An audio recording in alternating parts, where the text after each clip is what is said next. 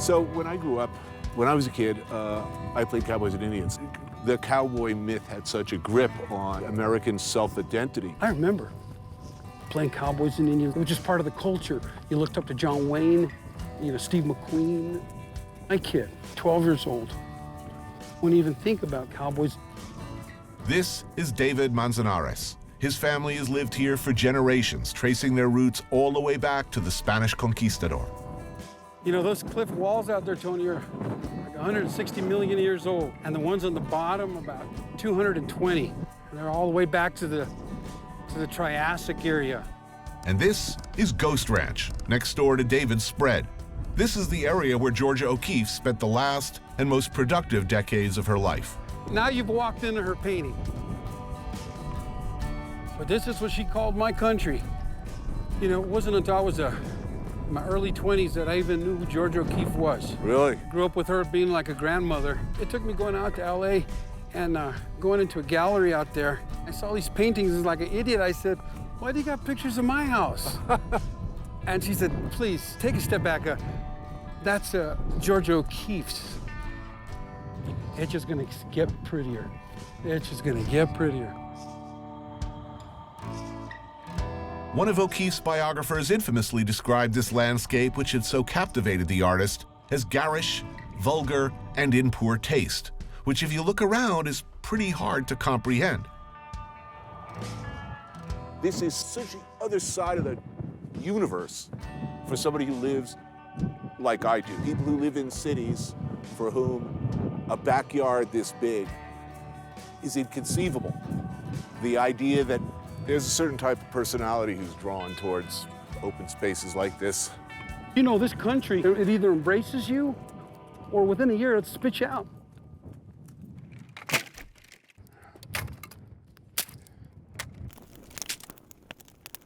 We reach the end of our trail at a place called Valley of Thieves, once said to be a haven for infamous cattle rustlers. Of course. They call it the rabbit. Ladies, you know what I'm talking about. Jesus, I'm in my 50s. It's still with the jokes. I'm gonna find a distinguished segue into adulthood one of these days.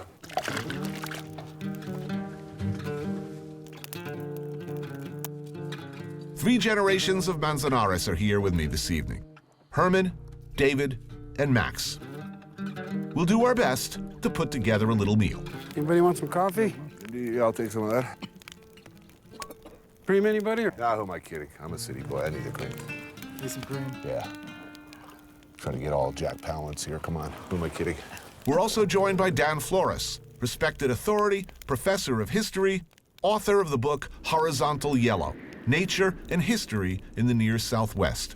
How Spanish is New Mexico still? I mean, how powerful are the echoes from Spain? Spain was in control of New Mexico for far longer than Mexico was. Well, I think a lot of these New Mexican families are 10 generation and 11 generation. When they look back on themselves, they think of themselves as Spanish.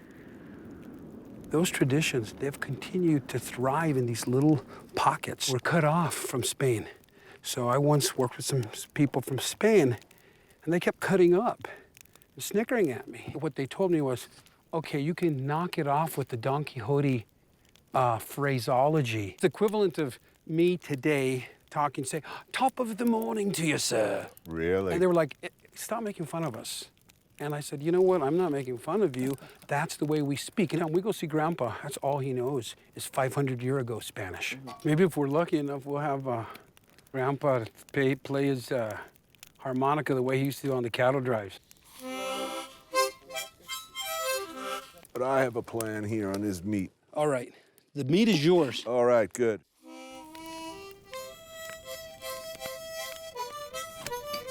Just call me Cookie. Some cubed local beef, glowing hot coals, cast iron pan.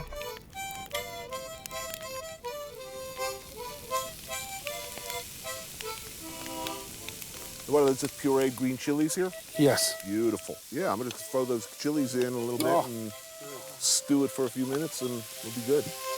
I just need a few splashes of like an open beer even. Beautiful thing.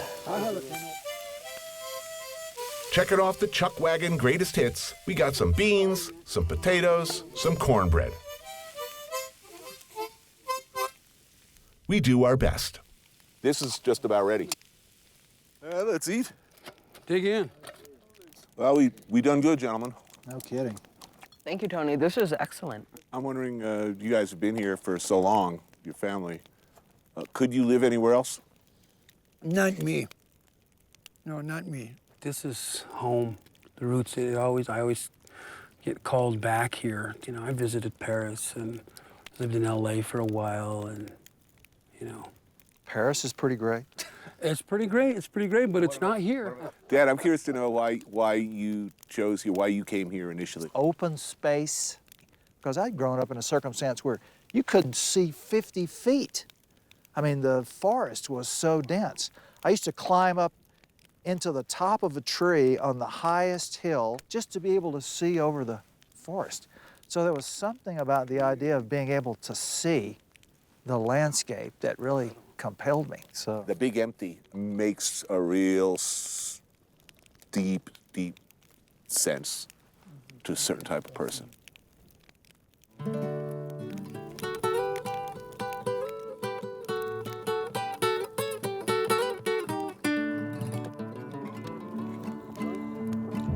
De colores se visten los campos en la primavera. De colores son los pajaritos que vienen de afuera. De colores es el arco iris que vemos lucir.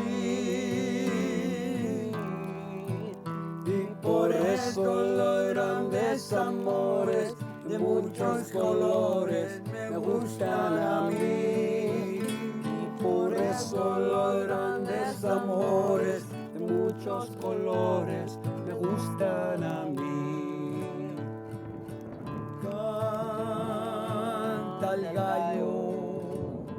Canta el gallo con el kirikiri, kirikiri.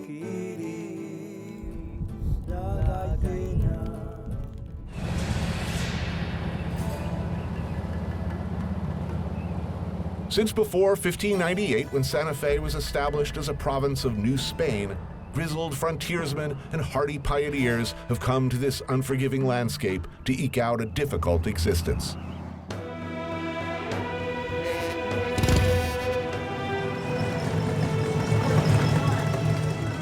Welcome to Santa Fe today, where we can all live the Western dream and even buy a little piece of it to take home.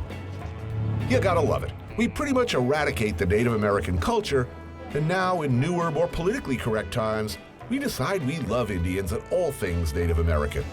And we're kind of, but not really sorry. And how much is that bric-a-brac? But that's not all. The New West is inclusive. Welcome to Santa Fe. You got your whole spectrum of New Age crystal types seeking spiritual purity and intensity in the harsh yet beautiful landscape. It's the last place in the U.S. you can wear buckskin and fringe without irony, while holding a Buddhist blanket.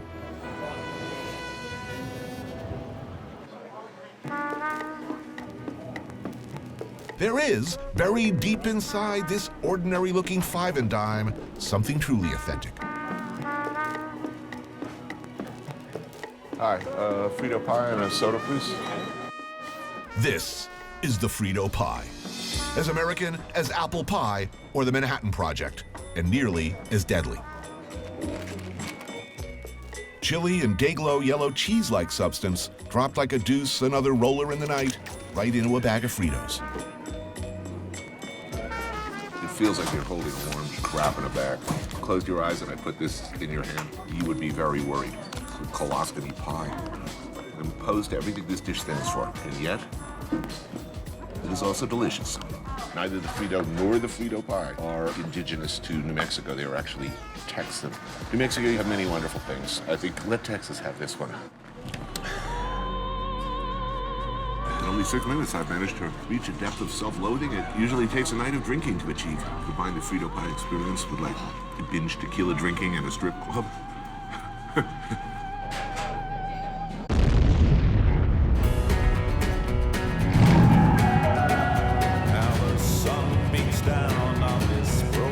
A warm, spreading glow fills my belly as I set out once more in my mighty Ford Galaxy. Yet I am also depressed. Frito pie. I smell metaphor. Speaking of explosive diarrhea,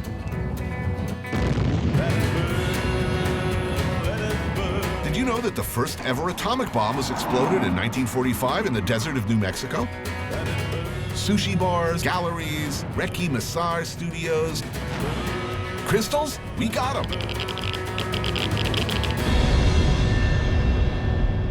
I think I need to adjust my beds or something because I just see dark portents in all of this.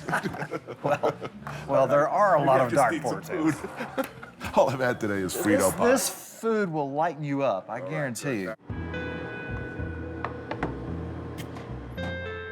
Horseman's Haven Cafe sits next to a gas station and is about as far away from the plaza as you can get without leaving the Santa Fe city limits. It has a special feel of chilies grown specifically for this restaurant and nowhere else. I meet back up with Dan Flores for a little historical perspective over some of Santa Fe's most beloved New Mexican fare. I've known people who have journeyed 300 and 400 miles to come and eat at Horseman's Haven. Enchilada with carne adobada, cubed pork in red New Mexican chili sauce with beans and rice. Gotta have that. Some pozole, a stew made from soaked hominy and pork, and sopapilla, a fried bread like a spoon bread or a Johnny cake. Did the early Spaniards, early cattle railroad men, and the people on the way to making this America, were they romantic about this part of the world? They thought of it as a hard place. For one thing, it was exceedingly remote. When you were here, this seemed like one of the farthest reaches of the globe. I mean, initially, Americans began coming here because they perceived that Santa Fe was so remote from the rest of the Spanish Empire that it was possible for the United States to pluck it. I don't think anybody becomes romantic about it probably until the Taos painters arrive. Starting a long-running tradition of artistic pilgrimages to catch the spiritual groove. Every kind of utopian dreamer, eccentric, new ager, they all came here in search of whatever. Chilies. All right, thank you very much. Level 3. That's level 3? Yes, sir. All right. Okay. We will be careful, indeed. New Mexican chilies come in two varieties, red or green.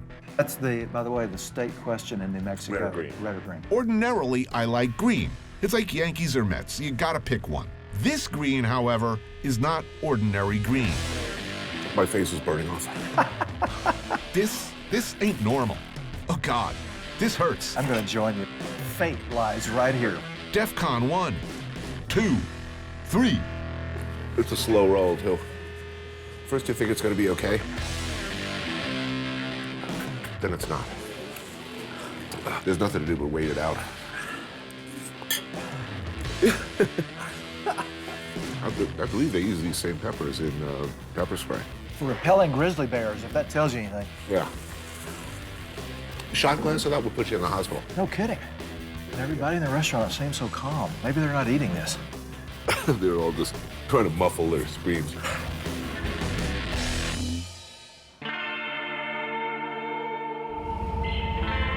History, they say, belongs to the victors. And here where the myth of the American West took root, where so much romantic lore began, history was being rewritten almost as soon as it happened. This was never the big empty. As Dan Flores writes, the idea of a wilderness is itself a cultural construct.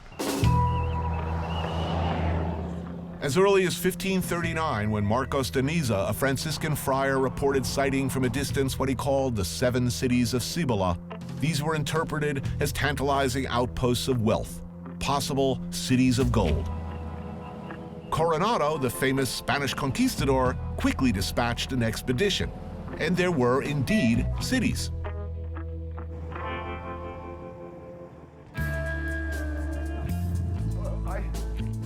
This is Zia. Awesome. Well, thank you for having us. The home of community leader Ivan Pino in Zia, Pueblo. I'm here to join him and his nephew Robert and family in a traditional hunt. So we'll be carrying our shotguns, we'll be carrying our rabbit stick. We don't do this anymore, you know, it's harder. Yeah, I would think so. It's always good to get a prayer going so that the animals can be willing to take their life.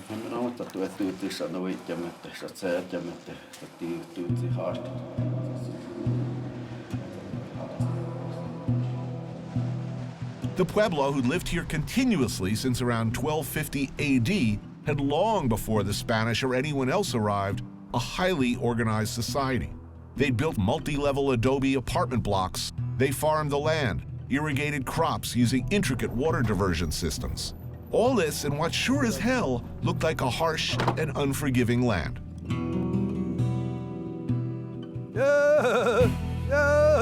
Whoa. This is good weather, though, for hunting, because it's nice breeze, overcast. The breeze is beautiful. Not too hot. Pueblo long ago learned to adapt to hard times, dry seasons, war, incursion. There were years where there was nothing, and they had to deal. Oh, come on, we found a pack rat. Our first pack rat. In preparation for the summer solstice ceremony, game like rabbits and pack rats are collected for the medicine man as a payment for his services. How you notice is that there's some droppings, fresh droppings. We see the droppings, we know there's one around. And this time of the day, they're gonna be inside their homes. There's too many predators around. It's not easy. Once you find a nest, you gotta dig after the little burrowy bastards. You hack,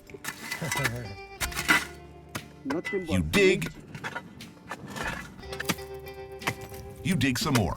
A lot of work for a small I was group. just thinking that, yeah. That's what our ancestors had to do sometimes, you know, when times got hard. Right now, there's this drought going on, and if we didn't have the grocery stores. Right. Then hopefully you flush one cleanly You get it? Got it right here. Right. and give them a good whack on the head. The ratio of work to protein is not in the hunter's favor. Its whiskers and a little bit of his tail and plant it back in here. To ensure regeneration of this once vital source of food, tradition and ritual requires returning a part of the animal back to the nest. I will never go hungry.